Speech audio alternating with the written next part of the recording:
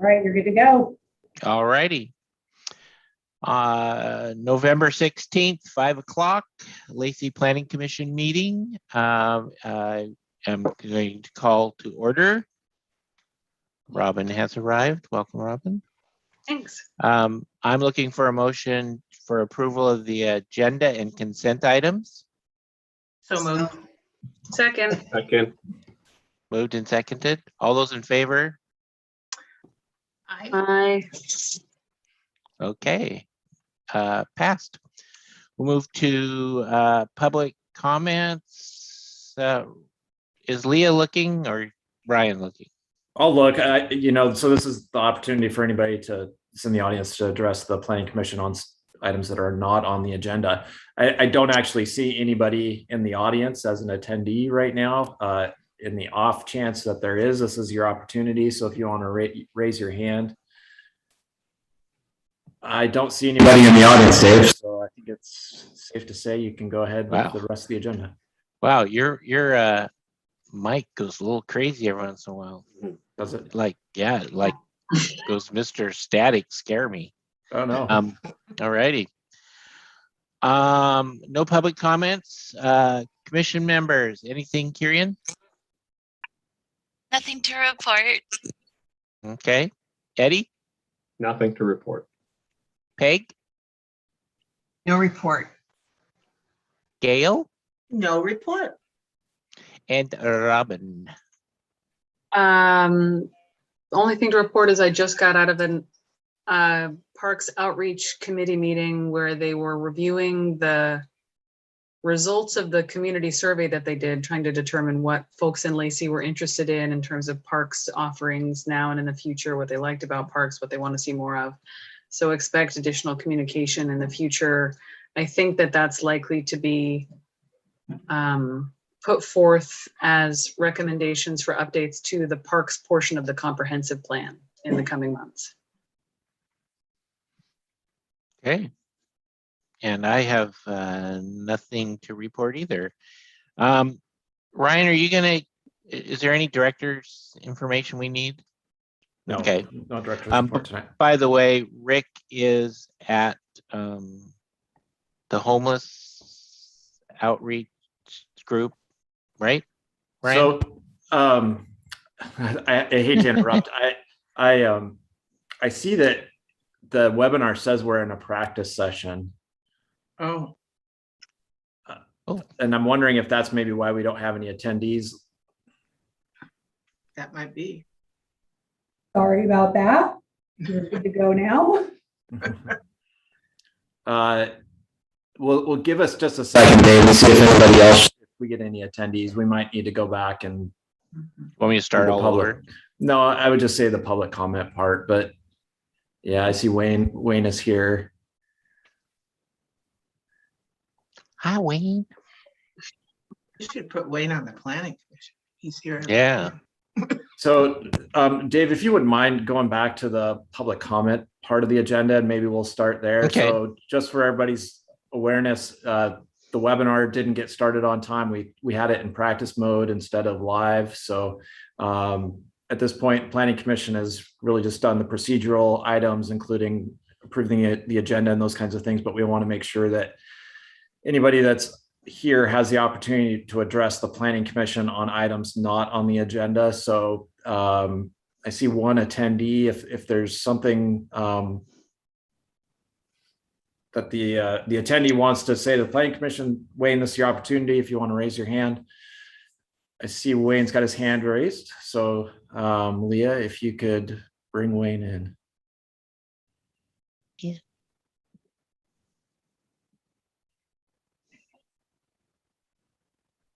He is. Thank you. Okay, Wayne, you're good to go. Thank you.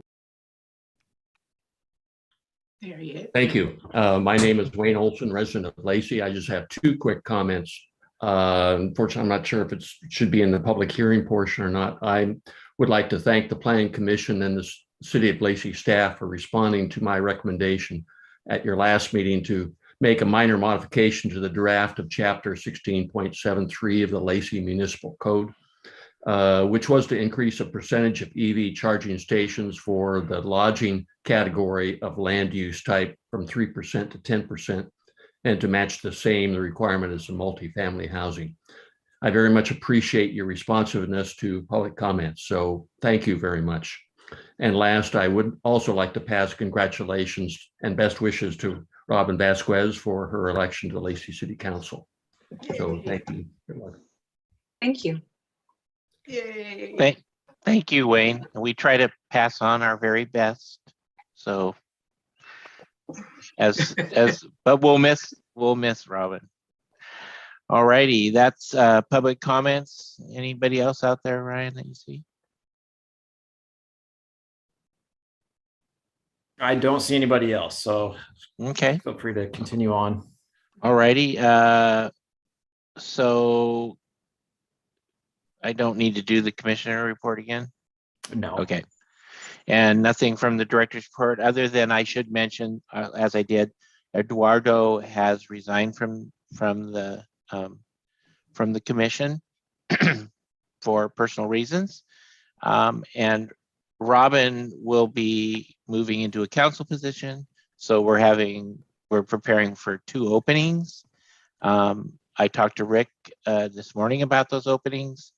And as kind of we've done in the past, it'll be myself, Rick. Andy. I don't know if Wayne will, or Andy Ryder. Andy will be there. So that looks a bit challenging for all 3 of our schedules for December. So it's looking like it'll be a January kind of thing. So that's what I can tell you is happening. Now, we're going to move into the public hearing. So I'd like to close the regular meeting and open the public hearing on parking amendments. Ryan, as planning manager, is going to give his report.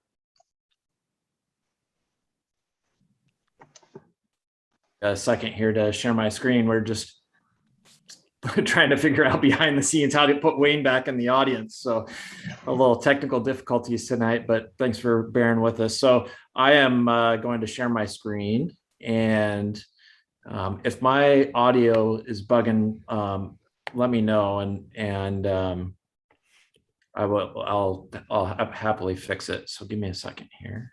You might be able to tell by the looks on our faces. Yeah.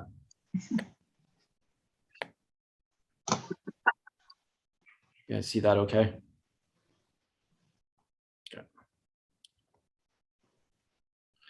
Okay, so Chair Wasson mentioned we're here tonight to conduct a public hearing on a couple of draft amendments to our Lacey Municipal Code related to parking. The first one I'll go over is related to multifamily development and the parking ratios associated with that. And then the second is related to standards for electric vehicle charging stalls. This is something the Planning Commission has been working on since this summer, and is culminating tonight in public hearing to take testimony, and I'll kind of go through each amendment and then turn it over to you to conduct the hearing and then your deliberation. So the first, as I mentioned, is to look at our multifamily residential parking standards. So this would amend our Lacey Municipal Code 16.72 to look at how we base our parking ratios for multifamily development on the type of unit. So currently, when we look at requiring parking for a new multifamily development, so for example, an apartment complex or something like that, the parking is based on the number of units, and that is 1.5 spaces per unit. So for example, if you had a 100-unit apartment complex, the minimum parking that you would need is 150 parking stalls. Now, that doesn't take into account very well the type of unit that's associated with the multifamily development. So what we've been discussing and are proposing and are taking public comment on tonight is the standards related to adjusting those for the specific type of unit within the complex. So the draft regulations propose 1 space per per studio unit. So if you had a studio apartment with no bedrooms, the minimum necessary would be 1 space. 1.5 spaces for every 1 or 2 bedroom unit, and 2 spaces for every 3+ bedroom unit. So anything that's 3 or more units in a complex, 3 or more bedrooms within a unit within a complex. We're also proposing to amend the location-based parking reductions for projects that are within a half mile of 30-minute transit service and projects that provide vehicle share programs. And so these are like car sharing programs within a complex. So this is something like a vehicle that you could go check out at the front desk. What this parking reduction section is, we do have a number of allowances for parking reductions within our code. One specifically that has been used in developments, and one that's going on right now on 6th Avenue that has utilized a vehicle sharing program, but the language within it is really kind of vague. And so we really want to give a little bit more specificity when it comes to what qualifies for a parking reduction. And so 2 things really come to mind that are priorities. One, that we're around frequent transit service. And number 2, there's opportunity to be there without use of a car. And both of these, for example, we've looked at the apartment complex on 6th Avenue that is reducing their minimum parking. Both of these techniques are being implemented. We lack some specific language in the code to do that right now, but it's so general that you could kind of do anything. And so we want to allow some more specificity within that.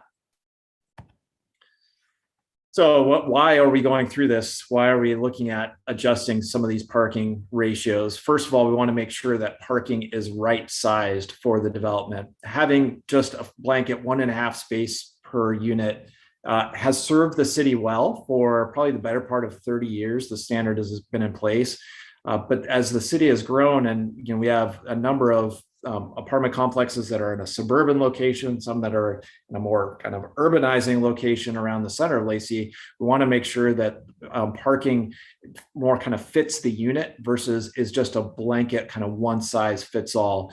We are seeing as these come online, we've had this kind of proliferation of multifamily development lately, is that the number of studio and 1-bedroom apartments is way larger than it used to be in a complex. Second reason why we want to look at this is parking is expensive. And so, Planning Commission, we've looked at the high cost of free parking, and that, just because parking's free doesn't mean that it's free for everybody. That cost is borne by somebody.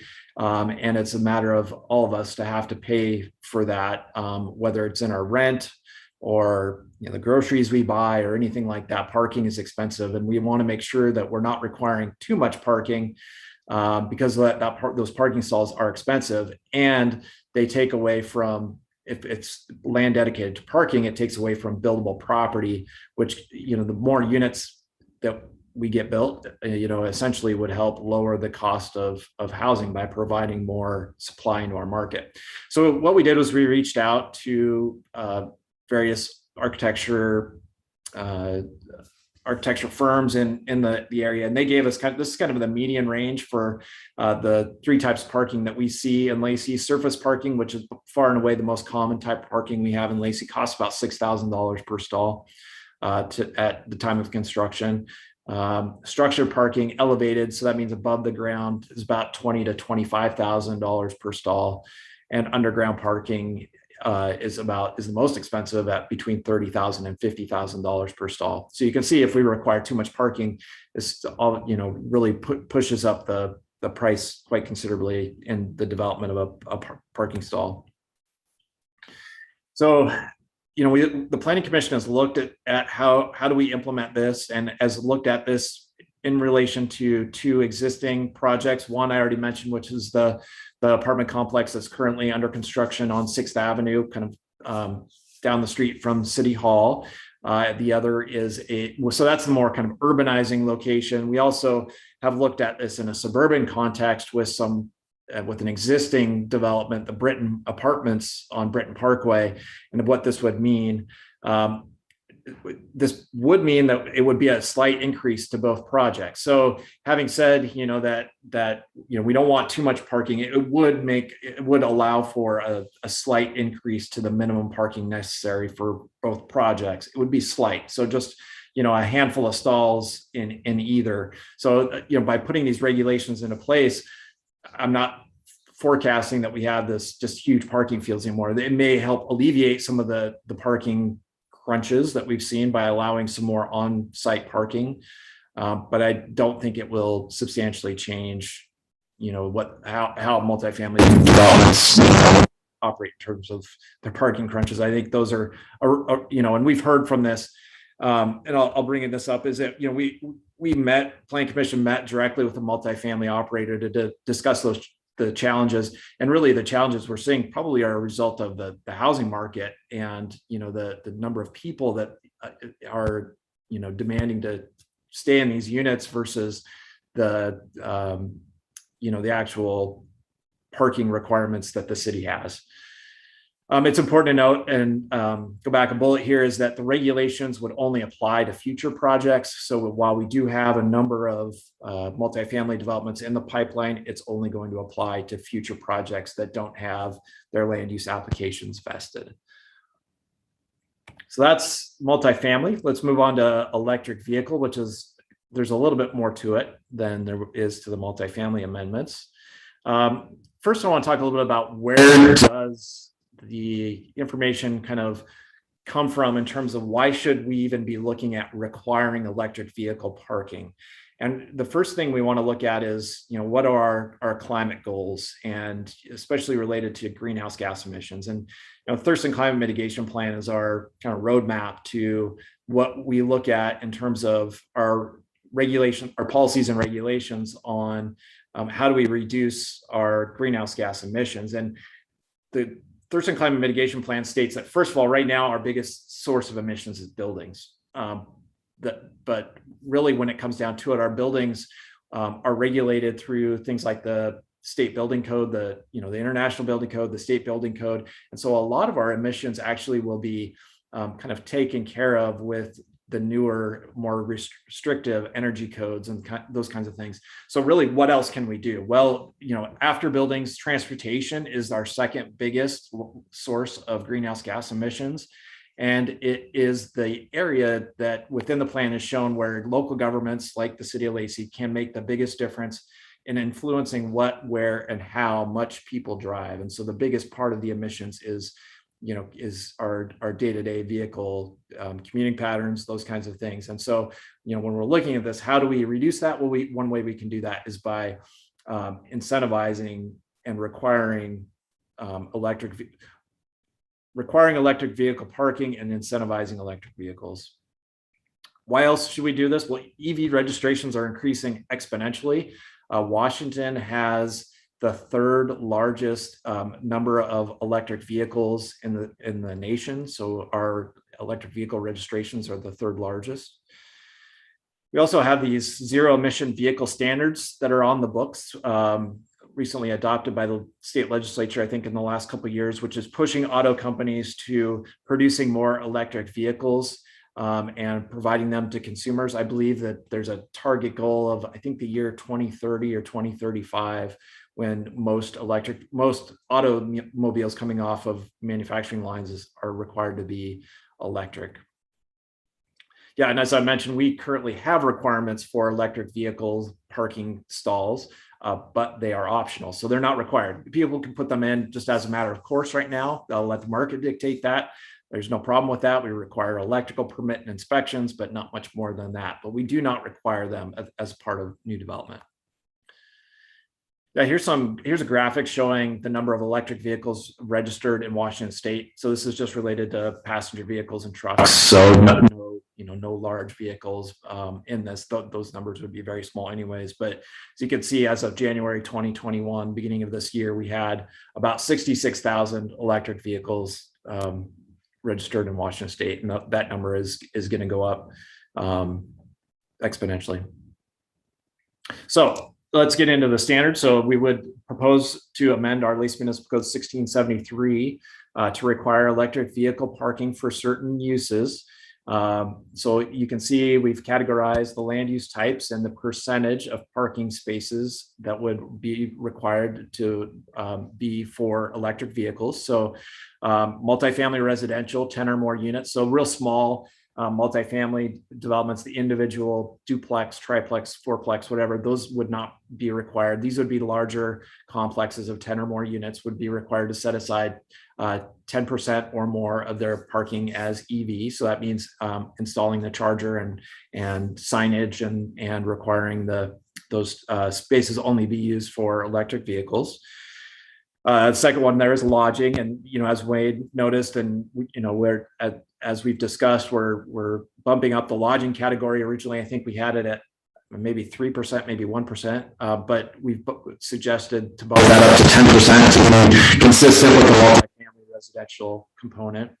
Office, institutional, municipal, medical. So this would be your standard office building, schools, city hall, medical buildings, 3%. So those would be areas where people would be parking, most of the day. So, that's something to keep in mind there. Industrial, so our light industrial users out in Hawks Prairie, 1% of their employee parking would be EV, and then recreational, entertainment, cultural. So recreational, our parks, so large parking fields, like say at the rack, or entertainment, that would be something like a movie theater, cultural, probably things like a library or a theater or something like that would be 1% as well.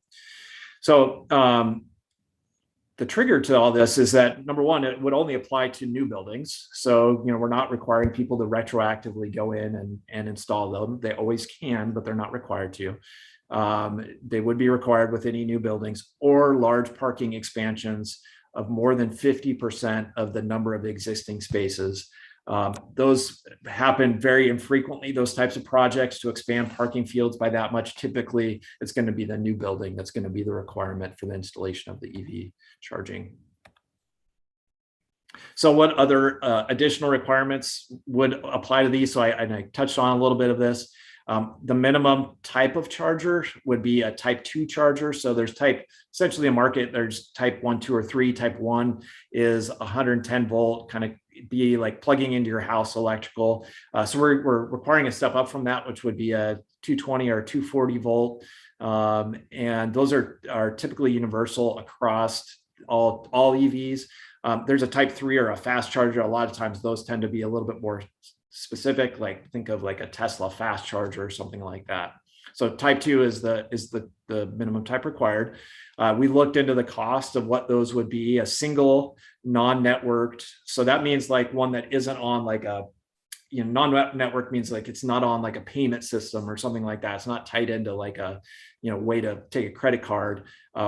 With the type 2 charger would be to around $2,000 for installation. So not a huge cost. The bigger chargers, the type 3 chargers, or if they're networked, if they're on a payment system, those are going to be more expensive depending on the complexity of the installation. We've also gone through and edited the existing design standards within our code to allow for maximum flexibility. So, the Planning Commission looked at other codes and we looked at some codes around Puget Sound area and other cities have a lot of specificity when it comes to things like signage and maintenance and those kinds of things, location of the stall in the parking lot, those kinds of things. We edited this really to be, very flexible, not requiring, a lot of design standards, really leaving that up to the applicant or the property owner as far as what fits them best in terms of signage. Signage, those types of things are still required, but we're not saying, something specific needs to be on your sign, et cetera. Planning Commission has recommended that these requirements do not apply to flat out commercial uses. So, as I mentioned in that table before, you might notice that like commercial uses aren't on that table.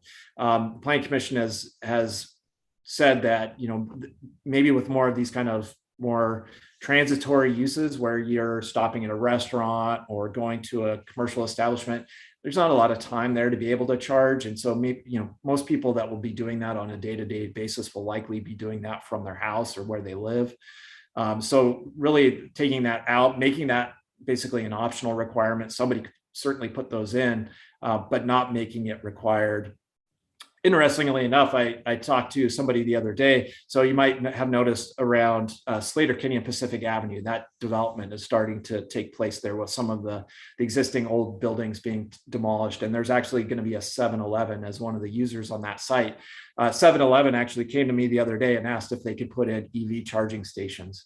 So, there's a perfect example of the market, in a commercial location, wanting to take advantage of a, use there that somebody typically would fill up with gas. They want to use it to be able to charge electric vehicles at. So again, not as part of city requirements, just the market wants to, the market is kind of dictating that.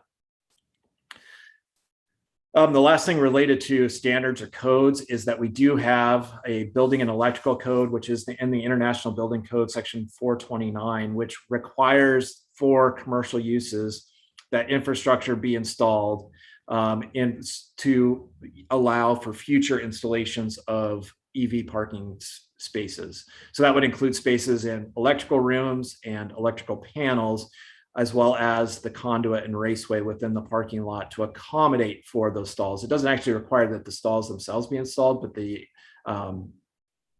infrastructure associated with that be installed. So that would be applied to all commercial, lodging, and multifamily. So for example, for commercial uses, the new 7-Eleven would already have to put in, make those EV ready. They would have to put in the stalls. For lodging and multifamily, they would have to, under these regulations or under the city's proposed regulations, be required to put them in. But showing there that they're already required to put in the infrastructure. We're just making them kind of go that last mile to put in the actual stalls themselves. So I'll just end with what we did for public outreach. We posted this on our city website. We had done notifications to all of our City of Lacey business license holders. So everybody that has a City of Lacey business license, we let them know of this meeting and the standards and the opportunity to comment. I did actually receive quite a few questions related to this, but the main thing that people seem to be concerned about was that, and people had questions about, was would this apply to my business right now? Would I have to go and tear up my parking lot and be able to, are you requiring this to be put in right now? The answer to that is no. It was any, new building, as we previously discussed, any new building, any large parking lot expansions, yes, you'd be required to put those in, but we're not telling people they, retroactively need to go put those in. We also reached out to our local chambers of commerce, and they didn't really have any questions or concerns. We also did our normal kind of Facebook posts and those kinds of things through social media as well. And we did not actually receive any formal comments. Just some of those questions that I mentioned. So our next step. So your next steps is to open the public hearing, to conduct that and take any testimony, conduct your deliberation, which can be done tonight, or if there's additional direction, then that could be done at a future meeting, and then finally make your formal recommendation on the amendments to the city council. So that I'm going to stop sharing my screen and turn it over to you to conduct the public hearing. Be happy to answer any questions. Okay. Do any of you have questions that you'd like to ask of Ryan?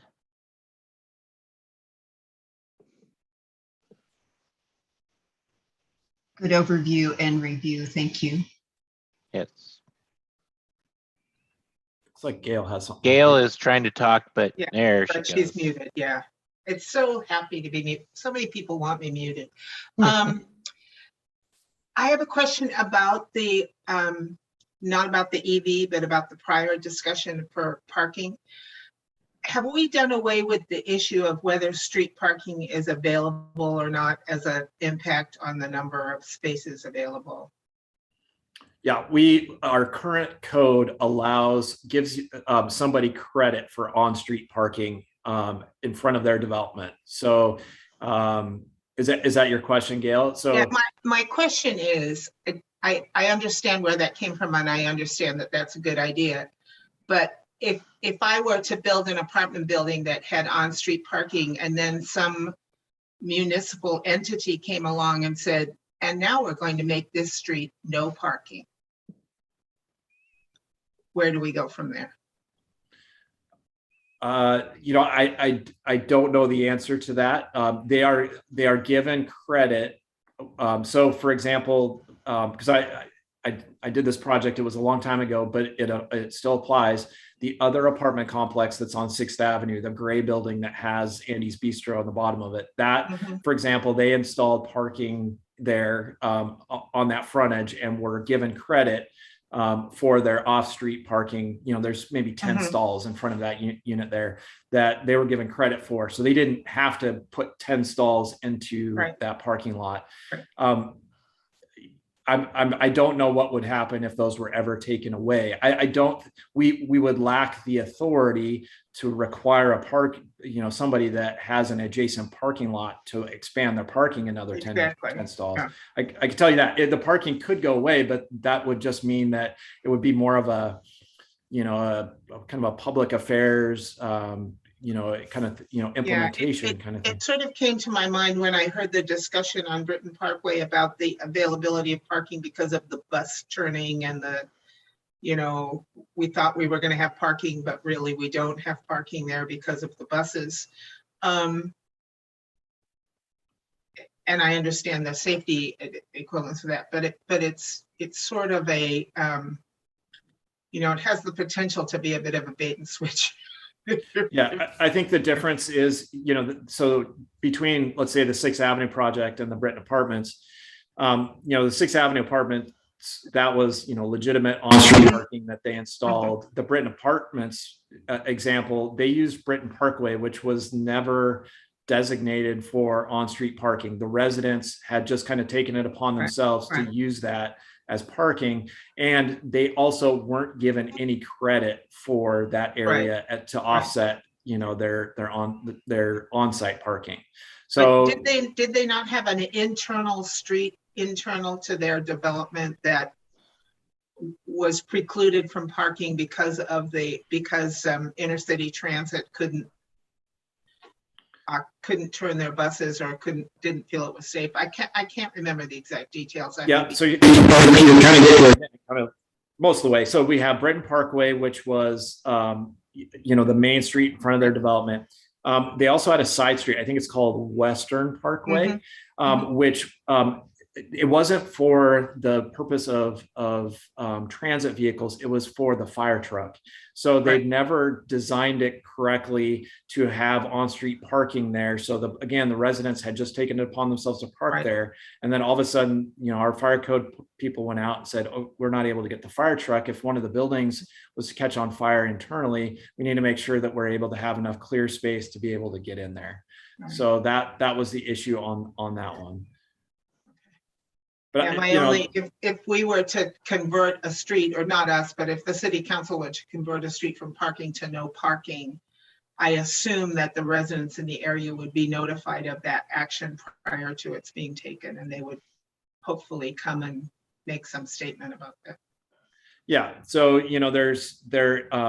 all of that is done through, I think the authority of our public works director has the authority over, because that's work within the right of way. So that's not really dealing in zoning regulations, those kinds of things. So, like I mentioned with the previous example, is it becomes almost kind of like a public affairs kind of thing where, we're working with residents and stuff that live there to notify them and, kind of try to rectify the such situation with the management and those kinds of things.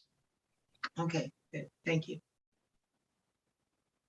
Okay, other people? Comments, questions? Okay, so anybody out in the public, Ryan? Yeah, so this is I guess, Dave, did you already open the public hearing? I would assume that. Yeah. Okay. Yeah. So we're with Before you even started talking. Okay, gotcha. So we do have one attendee, Wayne. I know you provided testimony on this kind of before, but if there's anything else you want to say, you can go ahead and use that raise hand function. We'll bring you in. I don't see that Wayne has his hand raised, so At this point, I think that's all I see for attendees. And again, I didn't receive any written public comment. Okay, so do we want to discuss more, or are we willing to move forward to the council with this? Eddie? I feel like I think we've done a pretty thorough job on this topic, and I'm pretty comfortable with where we're at. So I would move that we recommend both of these issues as they are currently drafted to the city council. Do we have a second? I second.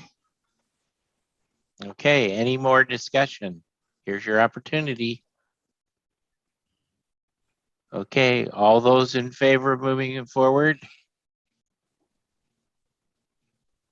Unanimous. So that moves forward. Thanks for Ryan's hard work on that and doing such a great job on educating the commission. At this point, Thank you. we will now close the public hearing. It's closed. And we will move back into our regular meeting, planning commission meeting. And so I'm looking for communications and announcements.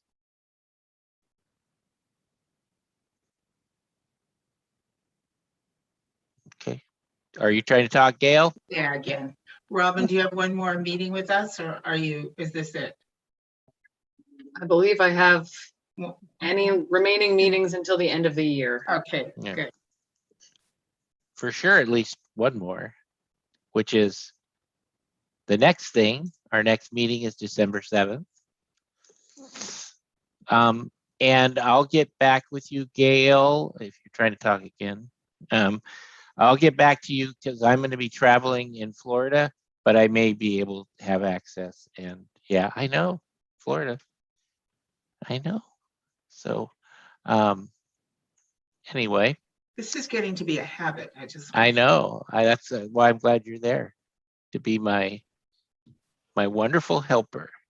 I appreciate it. Anyway, so the next meeting is December 7th. I may be calling in from, I'll be on Marco Island by then, down on the Gulf Coast of Florida. Somewhere Up by- sunny. Yeah, south of St. Petersburg, south of Tampa there. Very And- small, exquisite gifts are always appropriate. Yeah. All righty. So at this moment, we can now say that we are adjourned. Thank you again for your service on the Planning Commission, folks. Happy Thanksgiving, everybody. Yep.